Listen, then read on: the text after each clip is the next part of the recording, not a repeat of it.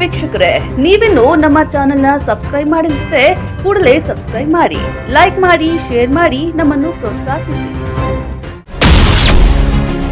ಹುಣಸಗಿಯ Hebbal B ಗ್ರಾಮದಲ್ಲಿ ರಾತ್ರಿ ಮಳೆ ಅನಾಹುತ. ಅಬ್ಬರಿಸಿ ಬೊಬ್ಬಿರಿದ ಮಳೆಗೆ ಭತ್ತದ ಸಸಿಗಳು ನಾಶ.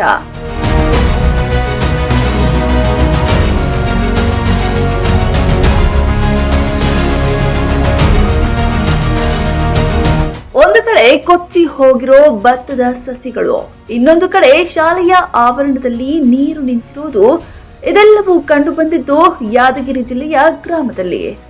ಹೌದು ವೀಕ್ಷಕರೇ, ರಾತ್ರಿ ಸುರಿದ ಮಳೆ ಮಾಡಿದ ಅನಾಹುತ ಅಷ್ಟಿಷ್ಟಲ್ಲ.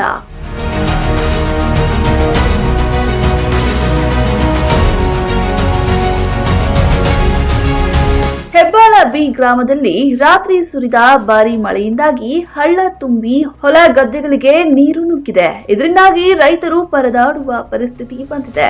ಕಳೆದ ವಾರವಷ್ಟೇ ಹೊಲಗಳಲ್ಲಿ ಭತ್ತ ಬೆಳೆಯಲು ಸಸಿ ನೆಟ್ಟಿದರು ಅನ್ನದಾತರು.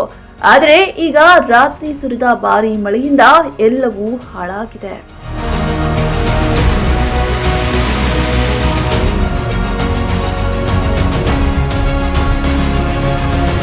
ಹೊಲ ಗದ್ದೆಗಳಲ್ಲಿ ತುಂಬಿ ಹರಿದು ಗ್ರಾಮದೊಳಗೂ ನೀರು ಹರಿದು ಬಂದಿದೆ. ಅದಲ್ಲದೆ ಶಾಲೆಯ ಆವರಣದಲ್ಲೂ ನೀರು ತುಂಬಿದೆ. ಹೀಗಾಗಿ ಶಾಲಾ ಮಕ್ಕಳನ್ನು ಮನೆಗೆ ಕಳಿಸೋ ಸ್ಥಿತಿ ನಿರ್ಮಾಣವಾಗಿತ್ತು. ಇನ್ನು ಪಕ್ಕದ ಗ್ರಾಮವಾದ ಹೆಬ್ಬಾಳ ಗ್ರಾಮದಲ್ಲಿ ಬ್ರಿಡ್ಜ್ ತುಂಬಿ ಸಂಪೂರ್ಣ ಬ್ರಿಡ್ಜ್ ಹಾಳಾಗಿದೆ.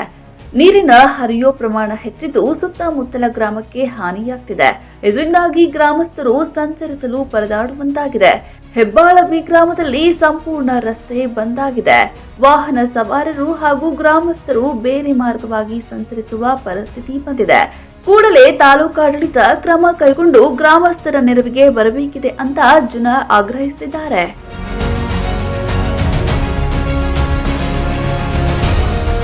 ನ್ಯೂಸ್ 24 ಭಾರತ್ ಯಾದಗಿರಿ.